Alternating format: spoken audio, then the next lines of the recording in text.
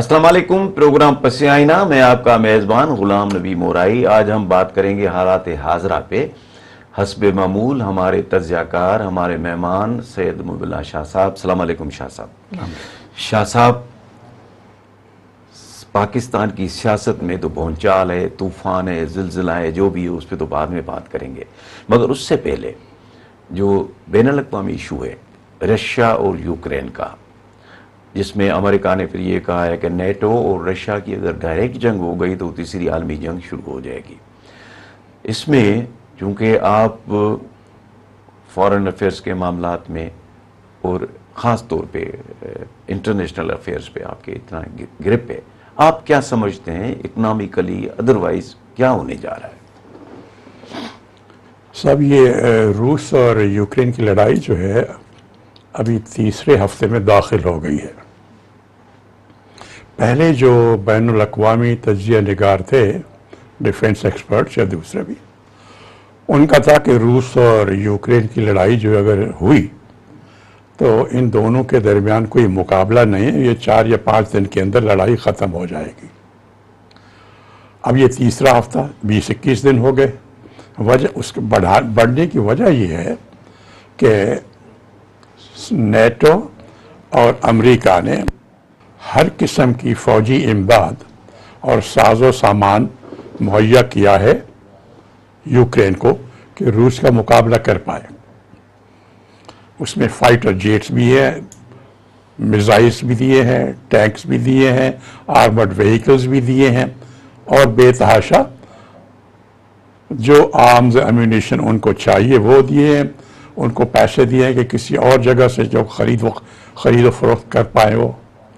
اور اب یہ بھی ہے کہ مغربی ممالک سے کئی والنٹیئرز کے طور پر، جن کو کسی زمانے میں مرسنریز کہا جاتا تھا، کو پیسے لے کے دوسرے ملک میں جا کے لڑتے تھے، اب وہ بھی آ رہے ہیں۔ تو ان ساری باتوں کی وجہ جس سے میں ایک فلم بھی ہے غالباً کریک کے گوریلے، تو اس میں یہ ہوا کہ اس سے وہ لڑائی 4-6 دن کے بجائے 20-21 دن ہو چکے ہیں، اور بھی ہے کہ اب اور بڑھے گی، کئی دن اور چلے گی تصفیہ ہونے تک۔ اب اس کے کئی نتائج نکلے ہیں لمبی لڑائی کے، ظاہر ہے۔ ایک تو اس اپنے وہ جو ملک ہے یوکرین، اس کی تو بے تحاشا اتنے دنوں میں بمبارڈمنٹ ہوتی رہی ہے، گولے چلتے رہے ہیں، میزائلز لگتے رہے ہیں، فائٹر پلینز آ کے بم پھینک رہے ہیں۔ تو ایک تو اس ملک کی بڑی تباہی ہوئی ہے، اور بہت سے لوگ، کوئی 20-25 لاکھ وہاں سے ریفیوجیز نکلے ہیں جو پولینڈ اور ہنگری یا دوسرے ممالک میں چلے گئے ہیں پناہ لینے کے لیے۔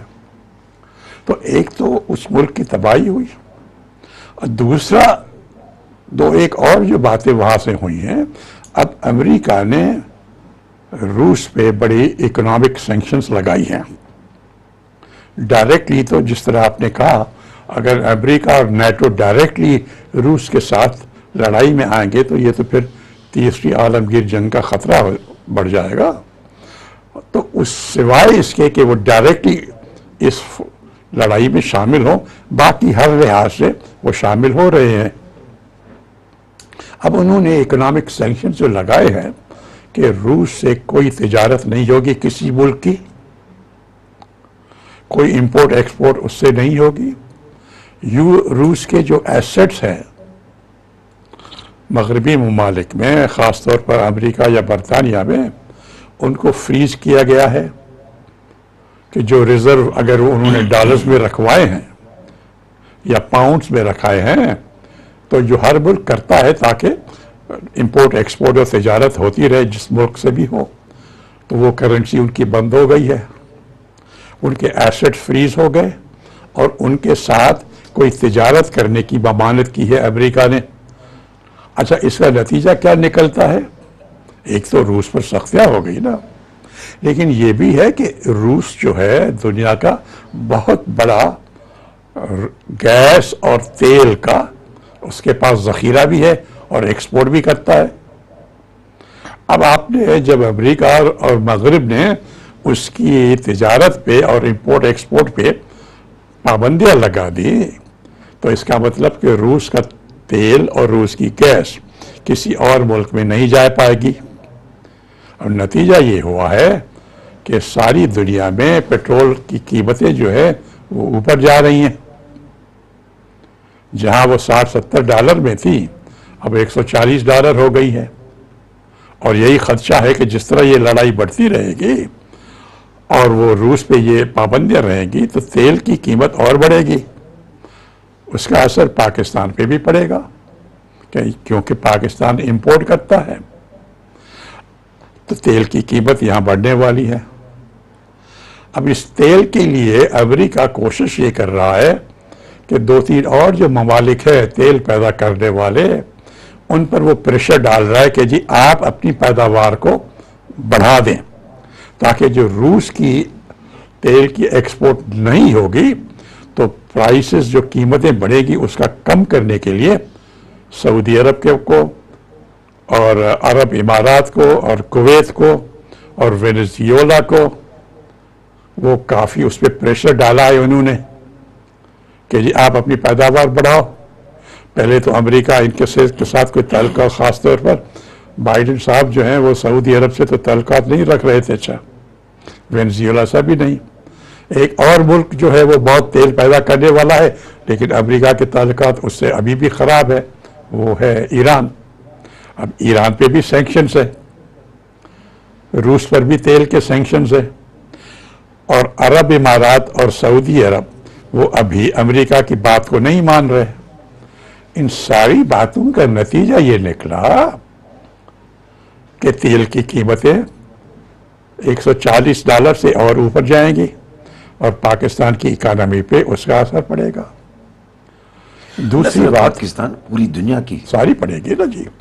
دوسری بات یہ ہے کہ روس اور یوکرین دنیا کے بہت بڑے گندم کے ایکسپورٹرز ہیں، وہاں بڑی وافر مقدار میں ویٹ گندم کی پیداوار ہوتی ہے۔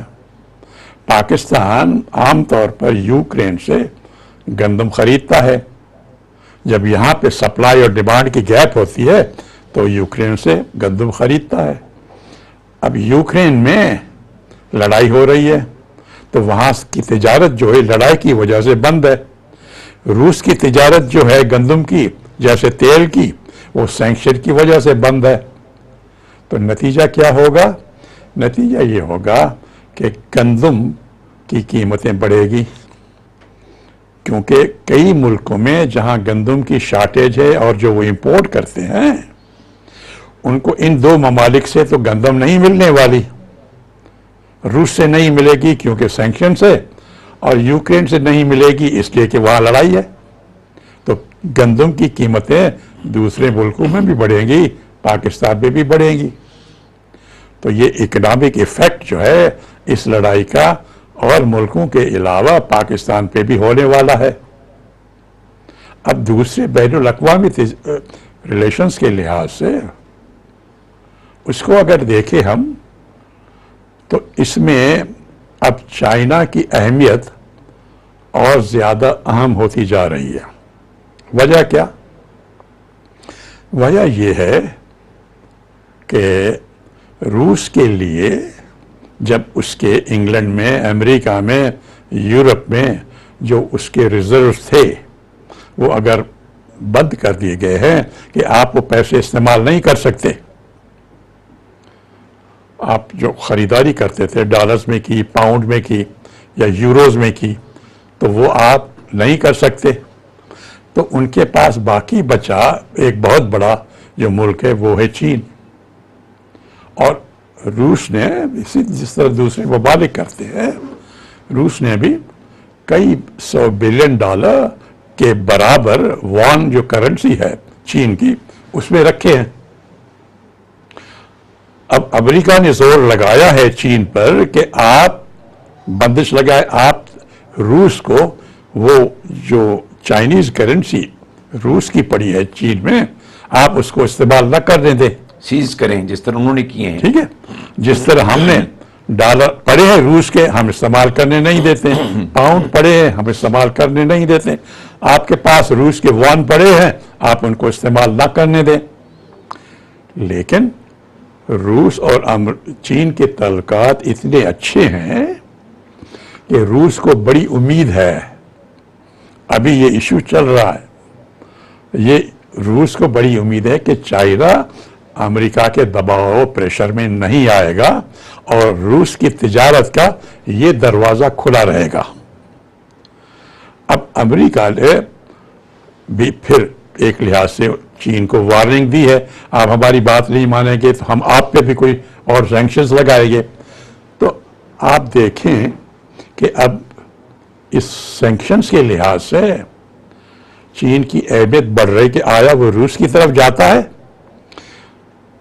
और अमेरिका की बात नहीं मानता, तो फिर रूस के लिए तिजारत वगैरह की आसानी हो जाएगी। फिर इस तस्वीर के लिए जो बहुत एक मुल्क जो सबसे बड़ा उभर रहा है रूस और यूक्रेन के दरमियान, क्योंकि चीन के दोनों से अच्छे ताल्लुकात हैं, कि चीन निकल रहा है एक ऐसे मुल्क के तौर पर जो इन दोनों में सुलह और सफाई करा सकता है।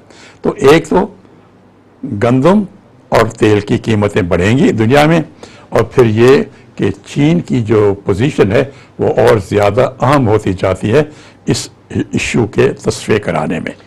नाज़रीन, मिलते हैं वक्फे के बाद।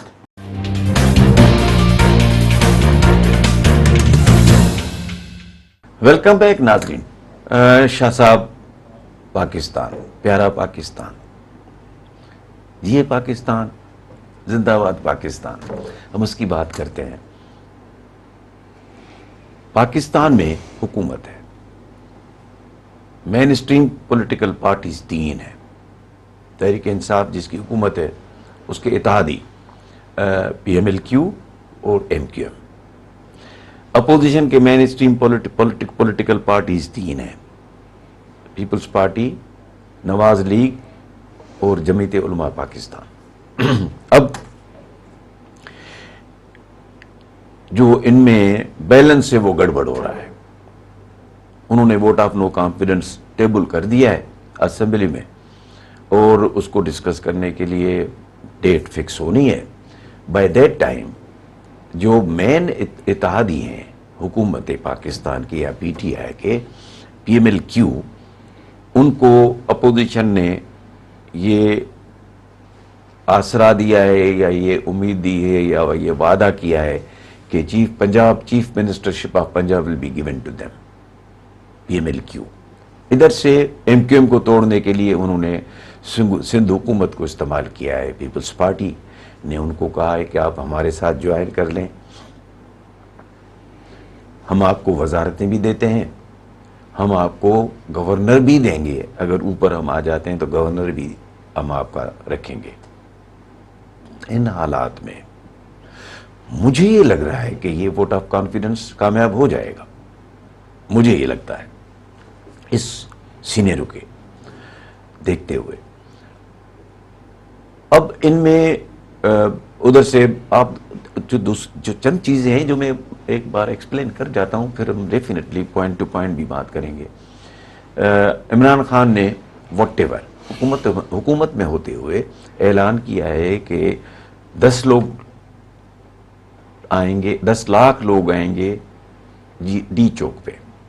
उधर से अपोजिशन ने कहा है 10 क्या हम 20 लाख ले आएंगे अब डी चौक पे। अब ये वोट ऑफ कॉन्फिडेंस है, कन्फ्रंटेशन है, जाती कोई अन्ना का झगड़ा है। पाकिस्तान ने बड़ा नुकसान पाया है ऐसे कन्फ्रंटेशन से। 77 की कन्फ्रंटेशन से आप देख लें, PNA और पीपल्स पार्टी की, नतीजा हुआ मार्शल लगी। अब इन हालात में डेफिनेटली मुल्क की फौज ने ये कसम उठाई हुई है कि जी वो पाकिस्तान को बचाएंगे, तो अगर अंदरूनी इतना खलिफशार होगा तो पता नहीं क्या क्या हो सकता है। आप क्या समझते हैं? शम्मा महफिल आपके आगे। बहुत शुक्रिया मौलाना साहब, आपने जो बातें की मेरी नज़र में 3-4 अहम नुक्ते पॉइंट्स इससे निकलते हैं। ایک تو تاریخی طور پر پاکستان میں 2 بار پہلے ووٹ آف نو کانفیڈنس دیا گیا ہے. ایک بار محترمہ بے نظیر بھٹو صاحبہ کے خلاف 89 میں اور دوسرا جو اس کا تھا پرویز مشرف کے دنوں میں جو پرائم منسٹر شوکت عزیز 2006 میں اس کے خلاف. وہ دونوں ووٹ آف نو کانفیڈنس جو تھے وہ ناکام ہو گئے اور وہ دونوں اپنے اپنی پرائم منسٹرشپ کو بچا پائے تھے. اب یہ تیسری بار کوشش ہو رہی ہے. تو ہسٹوریکلی تو پاکستان میں فی الوقت یہ روایت رہی ہے کہ حکومت کے پاس جو لیورز ہیں اس کی وجہ سے نو کانفیڈنس موشن کا 2 بار تو کامیاب نہیں ہوا. کہہ نہیں سکتے کہ تیسری بار کیا ہوگا. ایک تو یہ ہسٹوریکل پوائنٹ ڈکتا ہے. دوسرا یہ ہے کہ یہ جو نو کانفیڈنس موشن ہو رہا ہے اس کا مقصد کیا ہے؟ اگر آپ دیکھیں تو یہ جو کچھ یہ گہما گہمی ہو رہی ہے کافی دنوں سے اس میں عوام کا کوئی تعلق نہیں ہے. بالکل نہیں. یہ ایسی جمہوریت ہے جو عوام کے بہبود یا اس کو سوچے بغیر یہ چل رہی ہے. یہ 10 15 20 آدمی ہیں جو ادھر سے ادھر یا ادھر سے ادھر جو وہ فیصلہ کر لے اس ملک کی قسمت کا. باقی یہ بھیڑ بکریاں ہیں. ان بیچاروں سے کوئی نہیں پوچھتا کہ بھائی آپ کیا کہتے ہیں. آپ سے کسی نے پوچھا آپ کیا چاہتے ہیں؟ یا یہ ہو کہ اگر جو اپوزیشن ہے یا اگر کوئی بھی اگر آپ نو کانفیڈنس دیتے ہیں تو بتائیے کہ جی آپ کریں گے کیا, کس وجہ سے آپ نو کان چلیے الف یا بے خراب ہے یا نہیں کو تو آپ بتائیے کہ آپ کیا کریں گے. آپ کون سی پالیسی نہیں لے آئیں گے, کون سی تبدیلی کریں گے. الف یا بے کو تو آپ ہٹا دیں یا نہ ہٹا دیں وہ الگ بات ہوئی. پروگرام کیا ہے, پالیسیز کیا ہے, وجہ کیا ہے. مطلب کہ ذاتی اناد ہے نا, عوام کی بہبود کا کوئی تعلق نہیں. ایجنڈا کوئی نہیں ہے کہ جی لوگوں کی بھلائی کا ایجنڈا کیا ہوگا یا ہم آئیں گے تو کیا کیا سمجھے نا, دودھ کی نندیاں بہائیں گے, اس طرح کا کوئی نہیں. کوئی بات اس کی نہیں کر رہا کہ ہم آپ کے بھلائی کے لیے, عوام کی بھلائی بہبود کے لیے ہم یہ تگ و دو کوشش کر رہے ہیں. ہم یہ کچھ اپنے فائدے کے لیے نہیں کر رہے ہیں کہ کسی کو پیسے ملیں گے, کسی کے کیسز معاف ہو جائیں گے, کسی کا کچھ اور ہو جائے گا. ہم عوام کے لیے تو کوئی ایجنڈا کوئی نہیں بتا رہا نا. تو ایک یہ بھی دیکھنا چاہیے کہ ہماری سیاست جو ہے جس کو جمہوریت کا لیبل لگایا جاتا ہے اس میں عوام کا کوئی حق, کوئی وجود, اس کے مفاد کو کوئی جگہ نہیں ہے. یہ مفادات کا کھیل ہے 15-20 آدمیوں کا, اور جس کے کو زیادہ مفاد چاہیے وہ ادھر سے ادھر ہو جاتے ہیں, ادھر سے ادھر ہو جاتے ہیں. تو عوام کا دوسری بات یہ ہوئی کہ اس کا کوئی تعلق نہیں ہے. اور ان باتوں کی وجہ سے اس ملک میں جمہوریت کا نام جو ہے وہ بڑا بدنام ہوا ہے. جمہوریت ہے نا, government of the people for the people and by the people. ٹھیک. اور بھائی تو عوام کی بہبود کا تو آپ میں سے کوئی ذکر ہی نہیں کر رہا ہے. تو آپ یہ دیکھیں اگر یہی باتیں ہیں جس سے جمہوریت اس ملک میں کمزور ہوتی رہی ہے, کہیں جڑ نہیں پکڑ سکتی, تو دوسری بات تو یہ ہو گئی. تیسری بات آپ دیکھیں کہ ہمارے جو بھی سیاستدان ہیں آپ دیکھیں کہ لائلٹیز جو ہیں بدلنے میں کوئی دیر نہیں لگتی. وہ انگریزی میں ایک محاورہ ہے, if the price is right many things can happen. تو اب بھی یہی جو آپ نے 2-3 مثالیں دی کہ فلاں کو یہ ملنے والا ہے, فلاں کو یہ ملنے والا ہے, فلاں کو یہ ملنے والا ہے, اس وجہ سے کہتے ہیں کہ ٹھیک ہے جی ہم اپنے فائدے کے لیے کر رہے ہیں نا, نہ کسی اصول کے لیے, نہ کوئی عوام کے لیے. تو یہ باتیں جو ہیں جب نظر آ رہی ہیں لوگوں کو تو جو کرنے والے ہیں ان کو تو کوئی پرواہ نہیں، ان کو تو کوئی ہم آج عوام کو جو پہلے پوچھا ہے نا اب پوچھیں گے، وہ کسی نہ کسی طریقے سے زور زبردستی کھانا کھلا کے گاڑیوں میں لے کے وہ الیکشن زمانے میں ٹپے لگا کے وہ نہیں لگائیں گے کوئی اور ٹپے لگائے گا. یہ تو بھیڑ بکریاں ہیں. تو دکھ یہ ہوتا ہے، یہ افسوس ہوتا ہے کہ اس ساری جو کوشش ہو رہی ہے اس میں عوام کی بھلائی کا کوئی ایجنڈا شامل نہیں ہے. چوتھی بات جو ہوئی، آپ نے کہا کہ ہاں دونوں طرف سے یہ اعلان کیا گیا ہے کہ ہم لاکھوں کا مجمع اکٹھا کریں گے اسلام آباد میں اور اسی موقع پہ اسی اسی جگہ دن. ٹھیک ہے صاحب، ماشاءاللہ. اب آپ دیکھیں، آپ یہ تھے کہ یہ نو کانفیڈنس موشن جو ہے اس کا فیصلہ کیا گلیوں میں ہونا ہے، روڈ بازاروں میں ہونا ہے یا اسمبلی میں ہونا ہے؟ نو کانفیڈنس موشن کا فیصلہ تو اسمبلی میں ہونا ہے نا. تو باہر جو ہے لاکھوں کا مجمع جو کتنا بھی ہو یا ہزاروں کا، کہنے کو تو جو چاہیں کہیں کوئی، تو یہ باہر کا مجموعہ اکٹھا کرنے کا مطلب کیا؟ اسمبلی کے بجائے گلیوں اور بازاروں میں جھگڑے کر کے فیصلے ہوں گے. اس کو جمہوریت کہتے ہیں. سب سے بڑی ووٹ آف نو کانفیڈنس ہو یا نہ ہو، کامیاب ہو یا نہ ہو، وہ الگ بات ہے، وہ تو مستقبل میں پتہ چلے گا. لیکن بیچ میں جو کیجولٹی ہو رہی ہے، جو چیز خراب ہو رہی ہے، جو ماری جا رہی، وہ بیچاری ڈیموکریسی ہے. سب سے زیادہ اسی کے ساتھ کچھ ہو رہا ہے کہ بھائی یہ دیکھ لو، عوام بھی دیکھ رہے ہیں، دوسرے لوگ بھی دیکھ رہے ہیں، ملک کے اندر بھی باہر بھی دیکھ رہے ہیں. تو اب آتے ہیں کہ بھائی اسمبلی کے اندر فیصلہ ہونا ہے نا. یہ 3-4 باتیں جو ہیں یہ تو بڑی افسوسناک ہیں جس انداز سے یہ جو نظر آ رہی ہیں. اب اسمبلی کے اندر ہونا ہے تو وہاں پہ بالکل آپ نے جیسے باتیں کی کہ یہ جو ہیں کہ مختلف لالچیں دی گئی، یہ باتیں چل رہی ہیں، ہارس ٹریڈنگ کی باتیں بھی چل رہی ہیں. حکومت اپنے طور پر ضرور کوشش کر رہی ہے کچھ جو ناراض ہیں ان کو منانے کی، اور اسی طرح اپوزیشن جو ہے وہ حکومت کو توڑنے کی کوشش کر رہی ہے.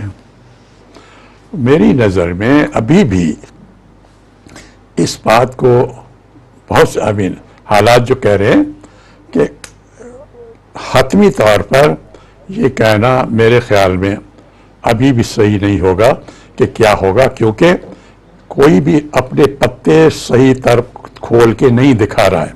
تو اب اگلے 2-4 دن میں معلوم ہو جائے گا، یا زیادہ سے زیادہ ہفتے میں جب ہم اگلا پروگرام کریں گے. لیکن سب سے بڑی کیجولٹی وہ بیچاری جمہوریت کی ہو رہی ہے اور اس کا نام بدنام ہو رہا ہے. ناظرین ایک وقفہ، ملتے ہیں وقفے کے بعد.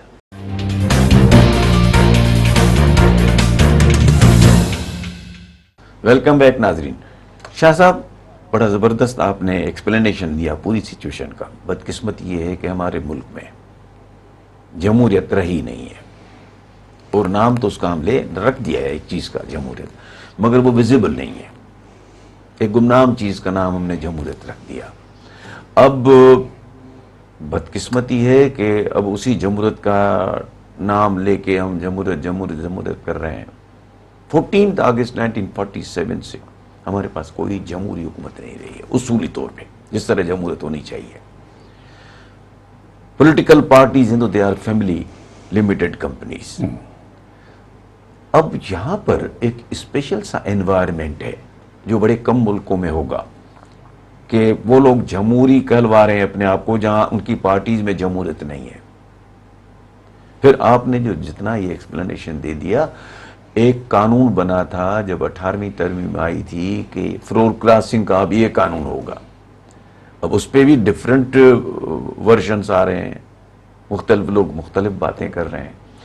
فلور کراسنگ میں چونکہ اب جو بھی ہے، پی ٹی آئی کے لوگ بھی بڑے امپورٹنٹ ہیں کہ وہ کتنے ہیں جو عمران خان سے خفا ہیں اپوزیشن کی طرف جائیں گے یا عدم اعتماد کی فیور کریں گے. تو اس میں آپ کیا سمجھتے ہیں کہ یہ جو فلور کراسنگ ہے اس طرح کا افیکٹو ہے جس طرح گورنمنٹ اس کو کر رہی ہے, انٹرپریٹ کر رہی ہے کہ وہ ہم ان کو اس سے جیسے ووٹ نہیں دینے دیں گے یا ووٹ دینے سے پہلے خارج کر دیں گے؟ آپ کیا سمجھتے ہیں؟ صاحب اب یہ ہم نے پہلے سیشن میں گفتگو کو کہا کہ فیصلہ ہونا ہے قومی اسمبلی کے اندر, اس حال میں فیصلہ ہونا ہے, اور وہاں پہ یہ جو ووٹ ہے نو کانفیڈنس یہ موو ہوگا. فی الحال اسمبلی میں انہوں نے رجسٹر کرا لیا ہے. اب اس وقت جب اسپیکر صاحب اسمبلی کا اجلاس بلائیں گے اس کام کے لیے تو اپوزیشن جو ہے وہ اپنا یہ موو کرے گی کہ صاحب یہ ریزولوشن ہم موو کر رہے ہیں, اس پہ ووٹنگ ہونی چاہیے کہ اس ایوان کا وزیر اعظم عمران خان اور اس کے پارٹی میں اعتماد نہیں رہا, اس ایوان کا, اس قسم کا یہ موشن آئے گا, اس پہ ووٹنگ ہونی ہے. اب یہاں پہ آ کے مختلف سی انٹرپریٹیشن ہو گئی ہے. بے نظیر صاحبہ کے دنوں میں مجھے یاد ہے کہ وہ چھانگا مانگا لے گئے تھے اپوزیشن والے, نواز لیگ جو تھی وہ اپنے ایم ایل ایز کو لے گئے تھے چھانگا مانگا. وہ چیف منسٹر پنجاب تھے, اور ہاں وہ چیف منسٹر پنجاب تھے. چھانگا مانگا انہوں نے سب کو لے کے وہاں گئے کہ جی یہاں قابو رہو تاکہ حکومت یا پیپلز پارٹی والے آپ کو کوئی لالچ دے کے اپنی طرف نہ لے لیں.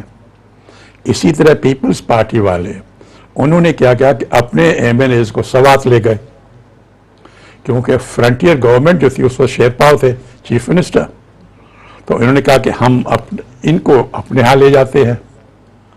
تو پیپلز پارٹی والے سوات ان کو لے کے گئے جہازوں میں, یہ ان کو لے کے گئے چھانگا مانگا, اس طرح بھیڑ بکریاں ٹھیک ہے سر. اور وہ جب ووٹنگ کا دن آیا تو وہ دونوں آئے. اس دوران جو کچھ کوشش ہو سکتی تھی تک دونوں کی, اور میں اس کا آئی وٹنس ہوں, میں نے دیکھے کہ لوگوں کے آنکھوں میں کچھ اس وقت پر کوئی مروت نہیں رہتی. ایسے بھی دیکھے ہیں لوگ. ہمارے معاشرے میں اخلاقی جو قدریں ہیں نا, جن کو ہم عزت کرتے ہیں, وہ یہی ہوتا ہے, یہی ہے نا کہ اگر کوئی کمزور ہو یا کوئی گرا ہوا ہو تو اس کی مدد کرنی چاہیے نا اٹھانے کے لیے, نہ کہ جو گرا ہوا اس کو آپ ایک اور بات دیتے ہیں اور دھکا دو. ہاں اور دھکا دو. ایسے بھی دیکھے میں نے جو اپنی پارٹی کے لوگ, یہ صرف نئی آج کی بات نہیں ہے, اپنی پارٹی کے لوگ آنکھیں دکھا رہے ہیں, پھر رہے ہیں لالچ کی وجہ سے, کسی اور طریقے سے پیٹ نہیں بھرتا دینے کے باوجود. لیکن ایسے بھی میں نے دیکھے, مجھے ایک دو آدمیوں کا وہ نام بھی ان کا نہیں لینا چاہتا, مجھے ابھی بھی ان کے لیے عزت ہے. ایک دو صاحب جو تھے وہ پارٹی میں, پیپلز پارٹی میں نہیں تھے, انڈیپینڈنٹ تھے, اور محترمہ نے جس طرح ہر ایک کو بلاتی تھی کہ بھائی اب یہ ہمارے خلاف یہ نو کانفیڈنس موشن ہوا ہے اور بڑی زیادتی ہو رہی ہے, تو مجھے تو 1 سال بھی نہیں ہوا ہمیں حکومت کرنے کی, اور اس سے پہلے 10-11 سال ضیاء الحق کا ماشاء اللہ تھا اور ہمارے ساتھ بہت سختیاں تھیں. اب ہم مشکل سے الیکشن میں جیت کے آئے ہیں, 1 سال نہیں ہوا اور ہمیں نکال رہے ہیں. تو کچھ لوگوں میں تو آنکھوں میں حیا نہیں تھی, میں نے جیسے عرض کیا نا, وہ بھی مجھے معلوم ہے کون تھے. لیکن ایک دو مجھے خوشی یہی ہوتی کہ انسان, ایک دو ایسے لوگ بھی تھے جو انڈیپینڈنٹ پارٹی میں نہیں تھے, اور بی بی نے ان کو یہی کہا کہ آپ کے لیے ہم کیا کر سکتے ہیں, کچھ آپ کو چاہیے, جو دوسرے آ کے مانگتے تھے نا. تو ایک دو تھے, انہوں نے کہا بی بی اب ہم آپ کی پارٹی میں نہیں ہیں, لیکن یہ وقت مانگنے کا نہیں ہے, ہم اتنے گرے ہوئے نہیں ہیں کہ اس وقت آپ سے کہیں کہ ہمیں یہ دے دو, ہم آپ کے ساتھ ہیں, ہم سمجھتے ہیں کہ آپ کے ساتھ زیادتی ہو رہی ہے, اور ہم آپ کی پارٹی میں نہ ہوتے ہوئے بھی ہم آپ کے ساتھ ہیں, ہم اس نو کانفیڈنس موشن کے خلاف ہیں. مطلب کہ ایسے بھی میں نے آنریبل لوگ دیکھے جو پارٹی میں نہ ہوتے ہوئے بھی کہتے ہیں کہ یہ موقع مانگنے کا نہیں ہے, آپ کے ساتھ کھڑے ہونے کا ہے. اور ایسے بھی لوگ دیکھے جو پارٹی میں ہوتے ہوئے بھی یہ سمجھتے اب جو موقع ہے اس کو اور گراؤ یا اس سے اور چھینو اور مانگو, حاصل کرو. انسان یہ عجب ٹائم ہے اچھے اور برے کیریکٹر اور انسانیت کو دیکھنے کا, جو اب قریب ہے. میں نے تو دیکھا اس وقت, اب جو قریب ہے اب ان کو دیکھ رہے ہوں گے کہ انسان مختلف لوگوں کی اصلیت جو ہے وہ ظاہر ہو جاتی ہے. when difficult times are there تو then پتہ چلتا ہے کہ جی کون کس پانی میں ہے, کیا اخلاق ہے. اچھا, اب یہ قانونی بات جہاں تک ہے تو عام طور پر تو قانون کو اس طریقے سے انڈرسٹینڈ کیا جاتا ہے کہ فلور کراسنگ کا, کہ جب ووٹنگ ہو اور اگر آپ پارٹی کی جو چیئر ہے یا پارٹی کی جو لیڈرشپ ہے اس کے سے ان کے فیصلے سے آپ منحرف ہو جائے, اور اگر پارٹی کہے کہ جی آپ نے نہیں ووٹ دینا اور آپ جا کے ووٹ دیں موشن کے فائدے میں, تو آپ پارٹی سے ڈسکوالیفائی, اسمبلی کی سیٹ ہار جائیں گے. اس کا ایک طریقہ کار ہے, لیکن یہ عمل ہوگا جب آپ کوئی ایکٹ کریں گے.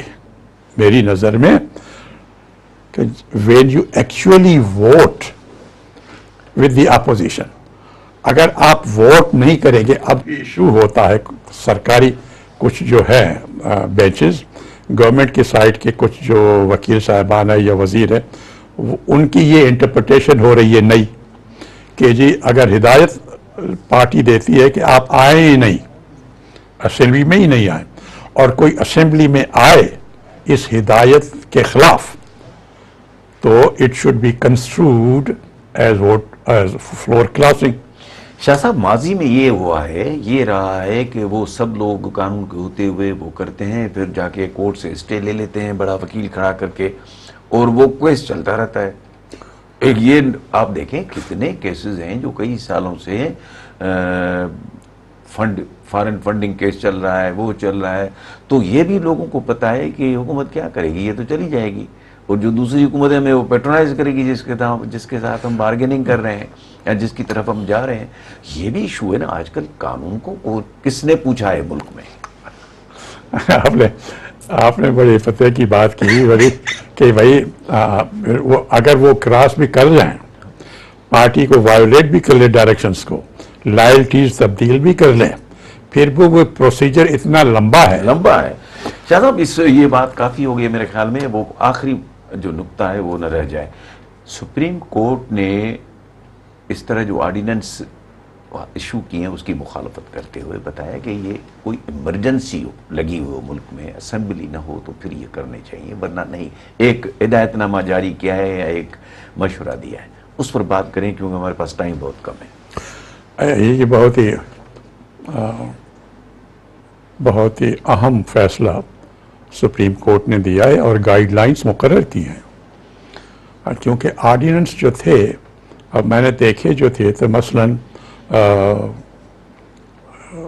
2020 میں پی ٹی آئی حکومت جو تھی اس میں شاید کوئی 16 آرڈیننس ایک سال میں ایشو ہوئے تھے. دوسرا سال جو ہوا اس میں قریباً 30 کے قریب آرڈیننس ایشو ہو گئے. تو اب آرڈیننس جو ہے یہ قانون کی جگہ لیتا ہے, لیکن قانون بنانے والا ادارہ وہ ہے قومی اسمبلی. آرڈیننس تو کیبنٹ کے جو لوگ 20-25 بیٹھتے ہیں انہوں نے ہاں کر دی, اور صدر صاحب نے پرائم منسٹر کی ریکمنڈیشن پہ آرڈیننس ایشو کر دیا. تو جس طرح آپ نے کہا, ہاں اگر ایسی ایمرجنسی ہو کہ بہت اشد ضرورت ہو, یا اسمبلی جو ہے وہ اس کا اجلاس نہیں ہو رہا ہو اور لوگ اپنے گھروں میں ہیں جہاں جہاں کانسٹیٹیوئنسیز ہیں, اور ضرورت پڑے تو آپ کر سکتے ہیں. میرے خیال میں جمہوری لحاظ سے بہت اچھا فیصلہ ہے جو سپریم کورٹ نے دیا ہے کہ پبلک انٹرسٹ کو پروٹیکٹ کرے اور جو قومی اسمبلی کے جو حقوق ہیں لا بنانے کے ان حقوق کو پروٹیکٹ کیا جائے، ان کو یوزپ کر کے آرڈیننس کے ذریعے ختم نہ کیا جائے. ویسے بھی آرڈیننس کی تو 120 دن ہے، ختم تو ہو جائیں گے، لیکن یہ پریکٹس جو ہے یہ اینٹی ڈیموکریٹک ہے، یہ صحیح نہیں ہے، اور میرے خیال میں سپریم کورٹ نے گائیڈ لائنز دے کے جمہوریت کو مضبوط کیا ہے. ناظرین، پروگرام اختتام پذیر ہوا. خدا حافظ.